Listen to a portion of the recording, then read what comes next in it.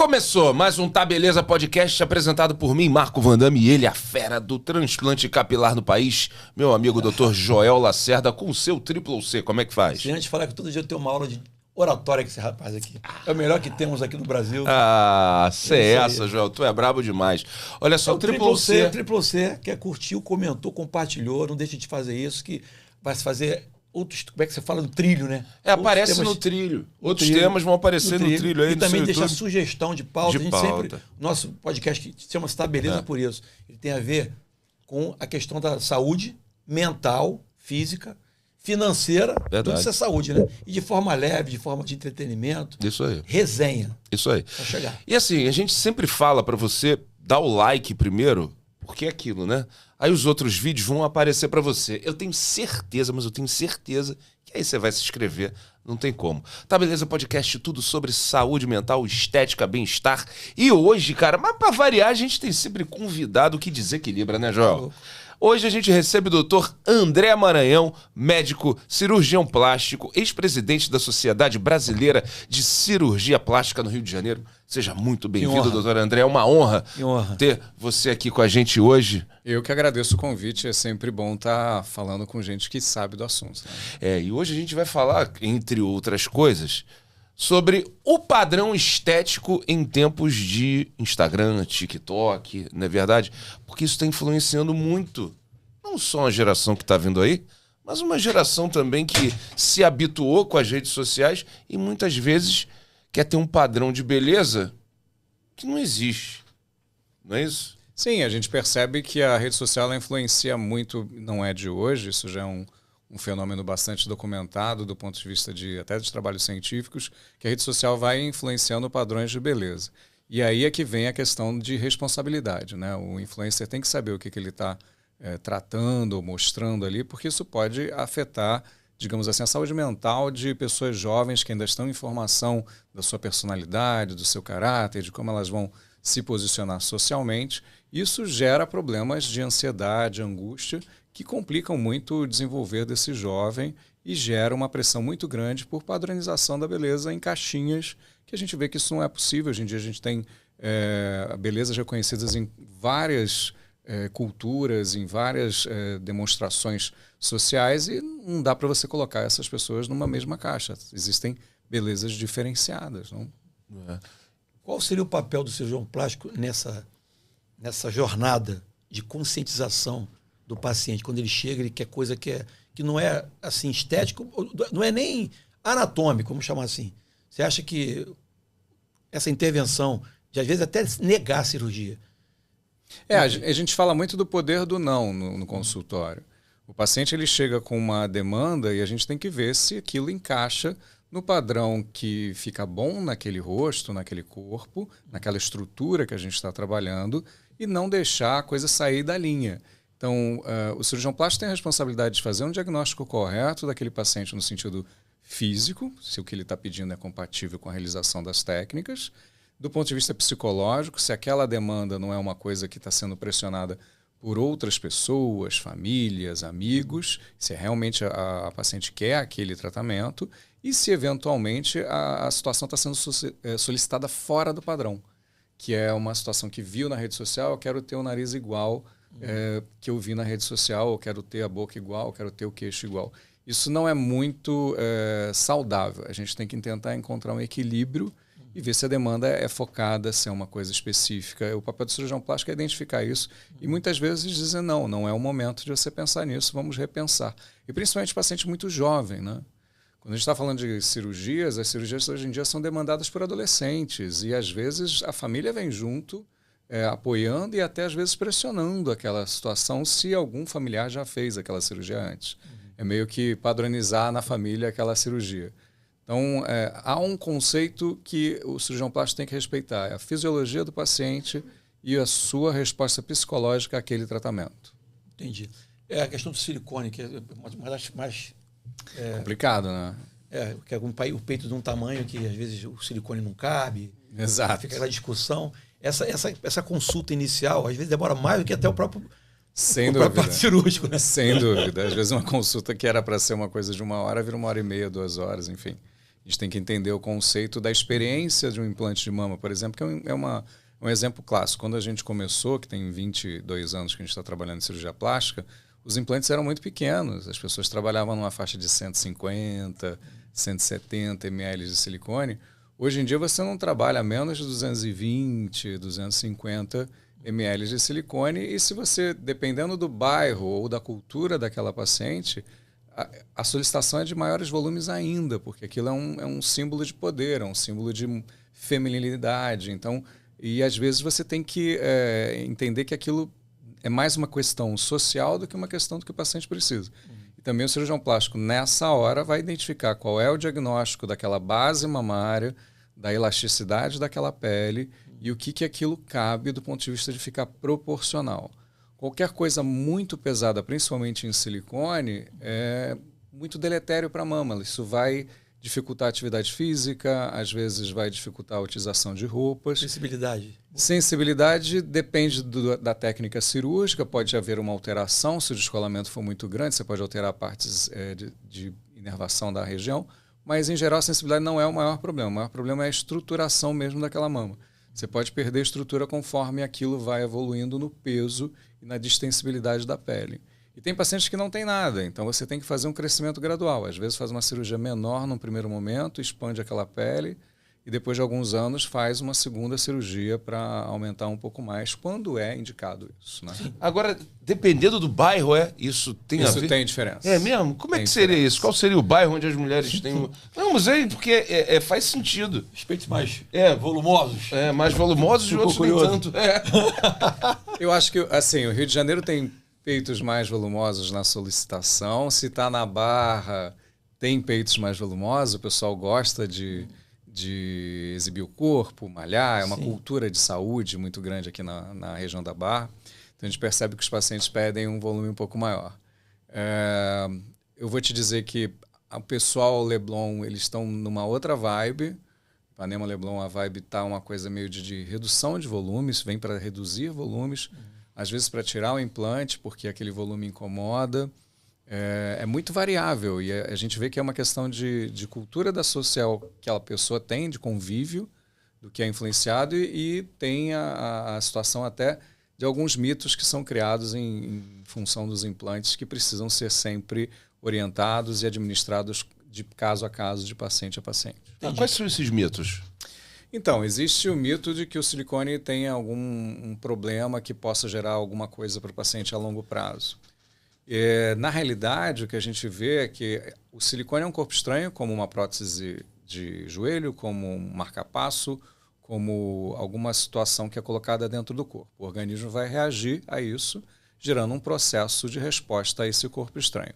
A maioria dos processos envolve um encapsulamento dessa prótese, desse implante que é colocado, e esse encapsulamento pode funcionar maravilhosamente bem com aquele paciente. Mas tem pacientes que têm uma resposta mais agressiva nisso, mais inflamatória, e aí sim você tem que ter cuidado na análise do caso. Se a gente está falando de um implante de mama que tem uma cápsula mais forte, que acontece depois de alguns anos, você troca esse implante. E existem uma porcentagem muito baixa, menos de 1%, de pacientes que têm respostas inflamatórias efetivas ao implante de mama. E aí sim esses pacientes têm que ser retirados do implante de mama. Mas o benefício do implante de mama na população feminina é gigantesco. A gente percebe muita melhora de autoestima, muita melhora de postura corporal, de equilíbrio corporal. E as pacientes têm grande resposta aos benefícios do silicone. E se não fosse seguro, porque não existe nenhum procedimento médico isento de riscos, você sempre faz um equilíbrio do risco e benefício. Se não fosse seguro, não era padrão ouro de reconstrução de mama em pacientes oncológicos. Então, hoje em dia é muito bem estudado o implante de silicone e ele é feito de forma muito criteriosa com a Anvisa, com a FDA, com certificação europeia, para exatamente você ter materiais de alta qualidade e que vão gerar o mínimo de risco para o paciente em relação à utilização desse implante. Se você pegar um paciente que quer com uma queixa de colocar o silicone, qualquer tipo de intervenção, fora da realidade, você percebe, de repente, que pode ser um distúrbio psiquiátrico, né? Um transtorno, chamar assim. Você indica para um colega Então, a gente tem um conceito estético e que, obviamente, você vai se apurando e vai se posicionando, participando de múltiplos eventos de cirurgia plástica no mundo inteiro, conhecendo o desenvolvimento social da população, um pouco de antropologia sempre é importante no seu conhecimento geral como profissional. E aí você vai entender aquela queixa e acolher a queixa do paciente da melhor forma possível. Às vezes o paciente está com uma queixa que você efetivamente está olhando aquilo como uma situação menor. Porém, a gente percebe que tem um distúrbio psicológico ou psiquiátrico e efetivamente um transtorno dismórfico corporal quando a gente está falando de um paciente que não consegue realizar as suas atividades diárias sem pensar nesse assunto, sem ficar olhando no espelho, sem ficar consultando o Instagram ou a internet sobre formas de tratamento disso e de outras pessoas que tenham situações similares. Quando a coisa é muito obsessiva, isso já chama atenção para um lado dismórfico do ponto de vista de comportamento. Cabe ao cirurgião plástico receber essa queixa do paciente e ver se isso é over ou não. E principalmente paciente que não tem uma queixa específica, ele tem uma queixa de tudo. Que esse é um paciente que obviamente não está focado. Então, você não pode achar normal um paciente que quer mudar absolutamente tudo. Tudo bem, existe a piada, né? Doutor, o que eu poderia fazer? Eu quero fazer tudo. A gente não é bem assim. Eu acho que você pode melhorar, refinar como tudo que você tem disponível na vida. Afinal de contas, o ser humano é um ser social. E por ser um ser social, ele quer estar bem com seus pares. Então, ele quer passar sem imaculado naquele grupo que ele convive. Então, a busca da beleza ela é absolutamente legítima nisso na socialização do paciente. Entretanto, se a coisa vai para um lado que não tem foco ou excesso de busca naquela região, é bem provável que o paciente tenha algum transtorno dismórfico corporal. Isso é muito comum na cirurgia plástica. E é aí que a gente entra no dismorfismo corporal, Sim. você já puxou, porque assim, é impressionante. Estava vendo aqui, atinge cerca de 4 milhões de brasileiros Sim. e 2% da população mundial. Isso é muita coisa. É muita coisa. É gente que a gente não, assim, tá do nosso lado, tem esse problema, mas não vai falar comigo, não vai falar contigo, mas tem. Né? É um sofrimento muito íntimo, né? E às vezes aquilo só é exacerbado num consultório médico ou com a própria família. Então, a gente tem que analisar isso porque às vezes a cirurgia plástica não vai resolver. A pessoa vai fazer uma cirurgia plástica, aquela área vai ser melhorada, mas ela vai continuar olhando de forma errada para aquela região do corpo que ela está com essa manifestação. É grande a intensidade de casos em pacientes que fazem cirurgia nasal, por exemplo, que tem uma fixação muito forte na região. A gente tem casos disso. O paciente fez uma cirurgia, já está linda, já afinou a ponta, já melhorou o dorso, está tudo ok. Mas acha que tem 2 milímetros para cima do dorso que podia ser reduzido mais um pouquinho. E aí quer um pouco mais de cirurgia para atingir uma perfeição que não é possível.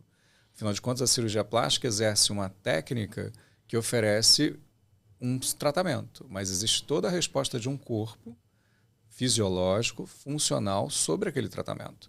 Então a gente pode ter uma fibrose, a gente pode ter alguma manipulação fora do esperado do ponto de vista de movimentação, de atividade física, esbarrar ao dormir, que pode mudar a cicatrização. Então isso tem que ser considerado toda vez que a gente faz. Por isso que se pede repouso, por isso que se pede resguardo, exatamente para que as cicatrizações funcionem de forma correta. Então, assim, não existe como dizer para o paciente que ele vai fazer um tratamento e aquilo vai ficar absolutamente igual ao que foi terminada a cirurgia. A cicatrização pode haver uma modificação naquilo. E no dismorfismo corporal, essas pequenas modificações são muito mais sentidas pelo paciente. Ele, às vezes, quer mais cirurgia na mesma região que já foi operada. E quando você... E só para falar dessa coisa de repetição, que é muito grave, é quando você está falando de procedimentos não cirúrgicos, como os preenchedores e tratamentos de cosmiatria, que a gente chama, né, que são de melhoria facial com injetáveis, bioestimuladores, etc. Às vezes a gente tem que fazer um ultrassom específico do paciente para identificar o que tem dentro daquele rosto, porque ele vai mudando de dealer, de aplicador, né, do injetor, a cada momento. Então, às vezes, ela chega num injetor e diz que não fez nada e já tem coisa lá dentro. E você consegue perceber se é PMMA ou se é hialurônico com ultrassom? Ultrassom você já tem sinais específicos disso. Tem que ser clínicas de ultrassonografia. Obviamente, no Rio de Janeiro, a gente tem algumas clínicas especializadas nisso, que fazem identificação, porque os sinais radiológicos são diferentes de um produto para o outro. Legal. Então, tem sinais específicos que ela consegue mapear a clínica exatamente que produto é em cada área que é utilizado. Porque, infelizmente, hoje em dia, todo mundo injetando, né? Quero entrar Não vamos entrar nesse mérito. Nesse mérito. Mas pode, às vezes, colocar um produto para o paciente que é outro. Botar um mais barato, cobrar mais caro. Às vezes, nem o paciente sabe o que ele tem. Não sabe. Isso é uma coisa que a gente sempre fala. Se você vai fazer uma injeção de algum produto no seu rosto, peça o manual, porque às vezes tem os manuais nas caixas para você guardar e ter uma documentação. Peça anotado numa receita, num orçamento, o que foi aplicado. Vem etiquetinha com... Para você saber exatamente o que foi feito. Porque no futuro, isso pode ter alguma reação inflamatória se cruzar com outro produto. E se for aplicado um produto em cima do outro. O PMMA é uma coisa clássica. A gente sabe que é um potencial inflamatório grande se ele for atacado. Ele pode funcionar muito bem. A gente percebe na cirurgia plástica que ele funciona muito bem em pacientes que não têm uma reação imunológica maior, em pacientes que têm produtos em pequena quantidade. Entretanto, maiores quantidades têm um potencial inflamatório maior. E, consequentemente, quando isso inflama, você não consegue tirar do tecido, porque ele é entremeado ao tecido e gera um processo inflamatório com granulomas, inflamações graves. A cirurgia plástica praticamente aboliu. Aboliu, né? Porque a gente tratou tanta complicação que a cirurgia plástica não se mete muito nisso. Existe um ou outro profissional que ainda faz, mas com produtos de alta qualidade de purificação, porque existem vários tipos de produto no mercado, em quantidades pequenas para tratamento de depressões ou deformidades corporais que sejam específicas. Uma cicatriz de um trauma que precisa alinhar o desnível do ponto de vista de profundidade de cicatriz, faz sentido. Mas situações estéticas com um produto que tem em torno de 30% de complexidades, eu acho que tem que ser pensado. Isso é um aviso que o Pitangui fez há um tempo atrás. A cirurgia plástica praticamente saiu do mercado do PMMA e a gente só está tratando intercorrências desde então. Qual é, assim, as mais procuradas, o ranking das cirurgias mais procuradas no Brasil? Então, a lipoaspiração é uma das primeiras, o implante de mama é outra. Quando você fala da cirurgia masculina, a pálpebra é uma grande solicitação, porque, afinal de contas, o homem ele não tem mais aquela coisa de não faço cirurgia plástica, aquele orgulho, isso hoje já caiu por terra, a maioria dos homens aceitam muito bem. E para o homem, a questão profissional, de estar bem do ponto de vista mercadológico, se sentindo bem, também tem a ver com autocuidado. E os olhos é uma coisa que sempre a flacidez vai atrapalhar a visão, vai atrapalhar o aspecto de se sentir bem. O paciente pode se sentir cansado no visual, ele não está cansado, mas o visual fica cansado. Então acaba que essa cirurgia para o homem é uma das mais procuradas também. E o Brasil continua sendo... É o segundo em número. Não, mas vamos falar da qualidade técnica do dúvida. profissional, é o 01, né? Sem dúvida. O Brasil ele tem uma costa, né, uma das maiores costas de exposição, né, na praia que a gente tem. Então o brasileiro tem orgulho de se expor, ir à praia e se mostrar como veio bem tratado. E isso a gente não vê nos Estados Unidos, que é uma cultura mais fechada. A gente vê um pessoal de praia menor, é mais frio. E quando você vai olhar, eles são todos cobertos, são shorts grandes, é uma roupa mais contida na maioria. E no Brasil não, a gente expõe muito. Então acaba que a busca da melhoria do contorno corporal é muito forte no Brasil. Então a gente tem muita procura. Além disso, nós tivemos escolas mundialmente conhecidas, como o professor Pitangui, entre outras escolas, que divulgaram a cirurgia plástica brasileira mundo afora, e as técnicas brasileiras foram levadas para o mundo todo. Então, há muita gente fazendo o que a gente faz no Brasil e é basicamente uma técnica original. Agora, falando sobre dismorfismo corporal, assim, já li sobre casos de pessoas que são magras e se viam imensas de gorda no espelho, se viam. Assim. Pessoas que imaginavam um rosto, que tinha um rosto, tinha um outro completamente diferente. Uhum. Algum caso que você tenha pegado no seu consultório que realmente tenha chamado a atenção de você olhar, o paciente está falando que é de uma forma e você está vendo que é de outra? Que tenha chamado? A gente trabalha com paciente ex-obeso há 20 anos, praticamente, desde o início. E com a grande perda ponderal, às vezes a pessoa não se via magra o suficiente, e apesar de estar muito magra, depois de uma cirurgia bariátrica ou depois de um tratamento maior, agora a gente tem os tratamentos com medicação que são mais efetivos, e ainda iam para querer um pouco mais magras do que já estavam. Isso é um problema, porque você pode gerar uma situação nutricional importante, porque esse paciente já é desnutrido cronicamente. Existem casos contrários. O paciente já tratou, já fez as plásticas dessas regiões do emagrecimento e continua querendo emagrecer mais ainda, também com cirurgia, que é um problema grave. E o que é mais recente que eu posso te trazer, teve uma paciente pós uma situação de uma cicatriz que aconteceu do ponto de vista ginecológico, e essa cicatriz era tão dramática, apesar de ser colocada numa área que cobre com biquíni, que a paciente não se sentia segura para relacionamento íntimo, para ir à praia, para situações maiores, e a gente vê que tinha um lado emocional envolvido muito importante. A gente sugeriu que houvesse um suporte psiquiátrico para poder voltar à vida normal. Porque a pessoa não sai, isso a gente começa a ver quando tem o dismorfismo, né?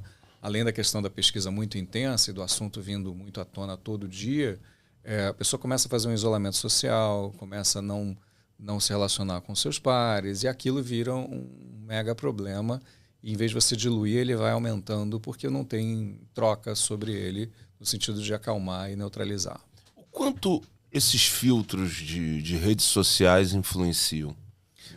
Muito. A gente percebe até que teve um tempo que a Meta mudou o padrão deles de filtro, né? Não autorizando filtros para a cirurgia plástica, porque a pessoa já fazia o seu filtro do nariz, da pálpebra, da face, e no final das contas ela não era aquela pessoa efetivamente. Entretanto, a gente vê que tem outros fornecedores de filtros. Isso é um problema, principalmente para paciente jovem que não tem a sua personalidade completamente desenvolvida. Então, ela vai no uso do filtro e começa a viver uma vida irreal, que a gente sabe que a vida do Instagram e das redes sociais é uma vida editada. E quando você vai para a vida real, a pessoa não tem, digamos assim, talento social, não tem condição de se relacionar adequadamente. Isso afeta demais o paciente jovem que está na sua formação ainda de caráter. Já aconteceu um paciente chegar no seu consultório e mostrar um filtro? Eu quero estar desse jeito aqui. Isso é bastante comum. Sério? Isso é bastante comum, principalmente em cirurgia de face. É mesmo? Principalmente, eu vou te dizer, até no nariz, que é o que é mais fácil de você ter uma manipulação rápida. E não é possível, porque o que você faz num filtro, a cicatrização não vai responder igual. Você pode fazer toda a estrutura nasal certinha, mas a cicatrização pode mudar alguma coisa. E o nariz também tem a estrutura da própria pessoa, né? Você pode fazer o nariz que você quiser nela, né? Não. Tem que seguir um pouco a base que ela já tem, né? Exato.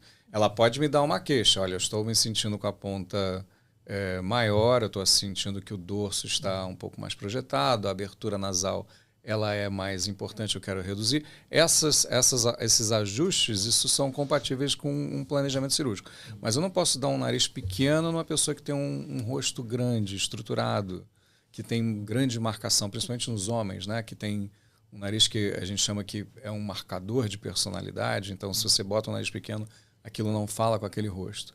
E nas mulheres a gente tem que ter a consideração da espessura da pele. O ser humano, o brasileiro, né, ele tem uma mixigenação de múltiplas etnias, e essas múltiplas etnias fazem as espessuras da pele serem diferentes em pacientes variados. Então, esse julgamento da espessura da pele vai fazer com que a gente tenha uma visualização da cirurgia realizada ou uma menor visualização dela, porque é um tapete que vai por cima de toda a estrutura nasal que você fez.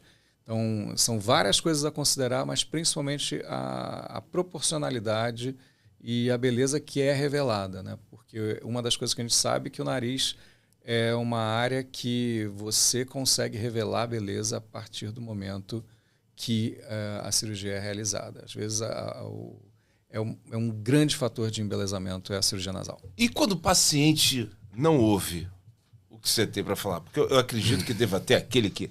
não, mas você vai argumentar, você melhor do que ninguém entende, né? Do assunto. Afinal de contas, a gente não é dealer de entregar, né? A gente tem que ser médico Exatamente. E diagnosticar e frear, né? E tem paciente assim teimoso? Não, mas não é isso, que bate o pé e quer porque quer, aquilo que ele está imaginando?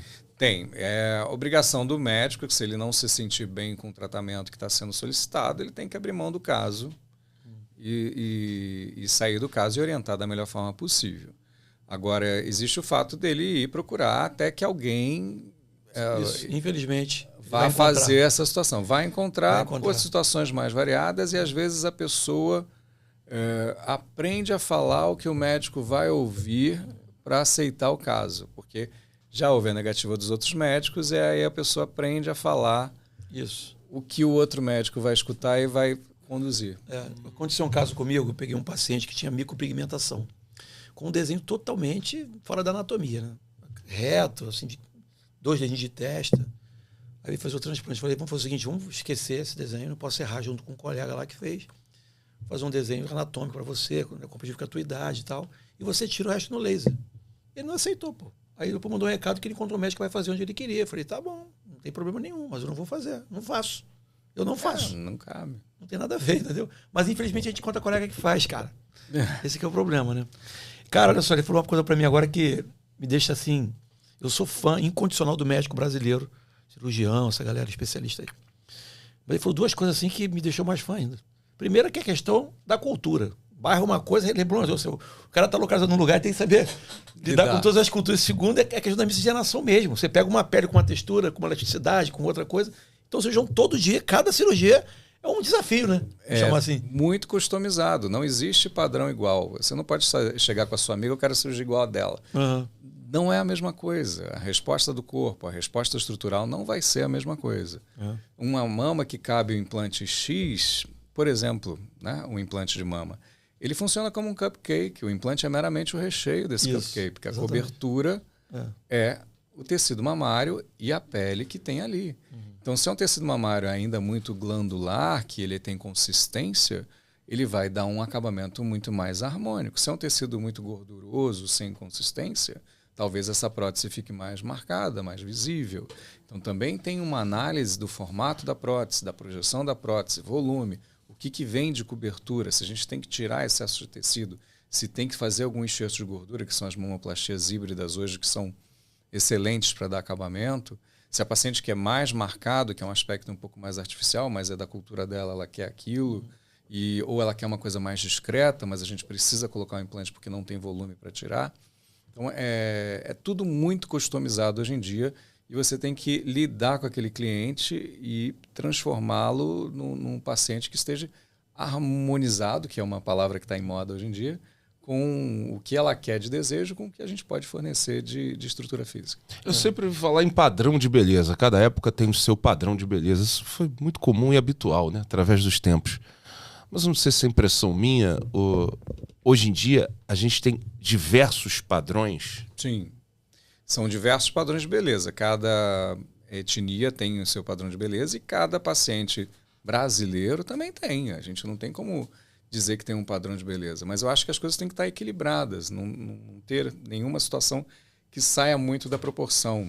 Eu acho que se a gente procura um paciente muito magrinho e tenta colocar uma situação de uma mama muito grande, isso altera esse padrão. Acho que a harmonia corporal e facial é que é a busca. Mas não existe um padrão de beleza que antigamente era muito tendencioso em relação à questão dos modelos, se falava sobre proporções de medidas efetivas que vão dar beleza ou não, mas hoje em dia você tem um conjunto de coisas que vão dar beleza naquele paciente. E o combo de plásticas? Era comum, né? Era muito Mas tem que ter alguns cuidados, né, doutor? Então, falando sobre segurança agora, a gente tem que considerar o seguinte. Antigamente era muito comum você fazer o que a gente chama de X-tudo, né? Face, mama e abdômen, que era muito comum. No mesmo ato cirúrgico. No mesmo ato cirúrgico. Obviamente eram equipes que tinham um maior número de profissionais atuando ao mesmo tempo e as técnicas, teoricamente, eram mais simples. Hoje em dia as técnicas são extremamente detalhadas. Então a gente não faz mais uma tração de pele na face. Você faz um tratamento da musculatura, da sustentação da parte profunda, um reposicionamento de tecidos com terapia regenerativa, levando gordura purificada, nanofete, microagulhamento, estimulação vascular. Então, uma cirurgia de face tem múltiplos procedimentos que podem ser realizados na face. Então, vamos falar de blefaroplastia, rinoplastia, às vezes você tem que tratar aumento, às vezes você tem que tratar, digamos assim, a mandíbula, reposicionar o pescoço de forma profunda ou superficial. Então, a cirurgia da face, que é uma cirurgia mais simples, hoje em dia ela é multifacetada. A mesma coisa da mama, às vezes você tem que estruturar mais, a mesma coisa do abdômen, você tem lipos de maior definição para associar o uso de tecnologia, isso aumenta o tempo cirúrgico. E o aumento de tempo cirúrgico e o aumento do potencial inflamatório desse paciente é que é o problema. Porque você pode transformar um paciente que podia ser simples num paciente que age como um grande queimado. E pode ter reações, digamos assim, de resposta corporal muito graves. E isso prejudicar a recuperação e arriscar a parte de hemostase, quer dizer, de equilíbrio corporal. Só aproveitando isso, a lipo de papada ainda é muito comum, mas tem uns cuidados, não tem? Então, tentam simplificar muito a lipoaspiração de papada, mas o pescoço é um ambiente que tem várias camadas. Você tem a camada superficial, você tem a camada profunda, você tem gordura na camada superficial, gordura na camada profunda, você tem glândulas submandibulares que às vezes estão projetadas e se elas forem lesadas, elas geram múltiplos problemas, Vasos além de vasos absolutamente importantes do ponto de vista de segurança vascular da face e cerebral. E se você não souber tratar a complicação que isso pode dar de algum vaso lesado, de uma glândula salivar lesada, isso gera uma complicação gigantesca do ponto de vista respiratório. Você pode ter insuficiência respiratória, você pode ter situações de hematomas de grande porte que arriscam a vida do paciente. Então, lipoaspiração do ponto de vista da cirurgia plástica, do ponto de vista da vigilância sanitária, do qual também faço parte da Secretaria de Saúde nesse aspecto, são cirurgias para ser realizadas em ambiente de centro cirúrgico e por profissionais que saibam fazer a recuperação cirúrgica caso haja alguma alteração vascular naquela área. Não adianta você fazer isso em consultório, porque você vai arriscar muito do ponto de vista de segurança se você tiver qualquer padrão respiratório fora do normal. Agora, você faz parte da vigilância sanitária. Eu imagino com o que você já não topou esse tempo todo. Bastante coisa. O que você viu assim que mais te impressionou? Tu imagina, cara. Agora eu fiquei curioso. Então, na vigilância sanitária a gente já está há 20 anos, desde que eu formei medicina, basicamente, e cirurgia geral, a gente acabou entrando para lá, que foi por acaso, né? Eu entrei na vigilância sanitária sem querer. Tinha um concurso, ele tinha acabado de fazer prova de residência médica para plástica, e tinha um concurso para o Estado, para médico do Estado. Eu falei, vou fazer prova para um endereço que seja mais próximo da minha residência. Eu botei o endereço, eu não vi o que era naquele endereço na hora da inscrição. Quando eu passei, eu falei, pronto, você está dentro da vigilância sanitária. Eu passei! Eu falei, é mesmo? É mesmo. Então, aí acabou que eu aprendi sobre todas as técnicas de análise, inspeção, segurança do paciente e coisas que eu trago para a vida toda e continuo divulgando esse tema. Continuo trabalhando com eles na assessoria disso. E o fato que a gente vê é que tem aquela velha história, né? A fachada não te traduz o que tem por trás. Então, assim, não basta você ver uma clínica super bonita do lado de fora se o processo de trabalho não é correto. Processo de trabalho, eu estou falando de múltiplas coisas. Por exemplo, já vi clínicas que colocam uma plaquinha numa sala e diz assim, centro cirúrgico.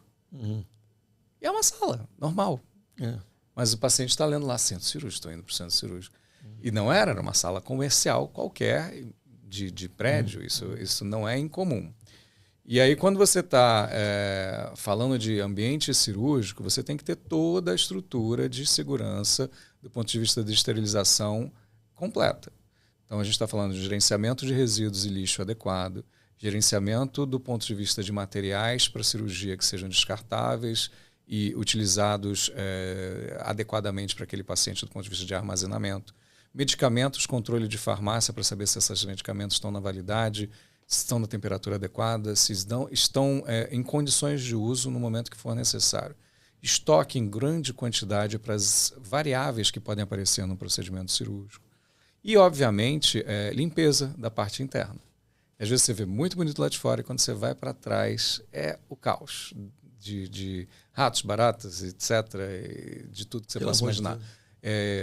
Material de lavanderia sendo lavado a céu aberto, e roupa hospitalar exposta no tempo. Leva para casa, bota na ela vai traz de volta, junto com cueca, tipo isso. Então, assim, não basta a gente, às vezes, se impressionar com rede social, com número de seguidores, com situações de beleza externa da clínica, do quanto o marketing está envolvido naquilo. Você tem que entender o registro que aquela clínica tem. Isso você pode consultar a nível de Secretaria de Saúde ou mesmo do alvará que esteja na clínica, que é o mais fácil você consultar. E lá dentro vai estar escrito se a pessoa tem autorização para fazer procedimento cirúrgico ou não, né? Ou se é só um atendimento ambulatorial de consultório simples. Então, isso é a primeira mecanismo de segurança, você identificar o local correto que você vai fazer o seu procedimento. Depois disso o profissional correto que vai fazer o seu procedimento. Se é o profissional que tem a habilitação completa para fazer aquilo e tratar as complicações daquilo. E esse profissional é responsável por identificar qual é o paciente correto para fazer o tratamento. Porque o paciente correto precisa ser diagnosticado. Se ele tem psicologicamente estrutura para lidar com aquilo, se ele está clinicamente estável do ponto de vista pulmonar, renal, cardiovascular, alérgico, etc. E isso, obviamente, exige maior treinamento e preparo. A gente conversa muito no congresso sobre isso. Né? Hoje em dia o cara faz um cursinho, não abre mais clínica, ele abre página. Ele abre uma página e pronto, está tudo certo, né? Isso é um perigo. Eu sempre alerto também o seguinte, paciente, quando se trata de ato médico, tem que ter um médico operando. Então não adianta ter uma clínica famosa, com franquia, com não sei o quê. Quem vai te operar? Essa é a pergunta. Quem ele já fez? É indicação? Levanta o currículo do profissional. Isso é importante, né? Pega um artistazinho que operou, bota numa clínica bonita e o cara vai. Entendeu? Na sua área a situação tá ampla também. Tá demais. Não, a minha principalmente, pior ainda. Eu acho que a gente tem competição até internacional, né? Você vê que esses caras que lidam só com franquia de McDonald's, mais já fez franquia agora do cabelo, entendeu?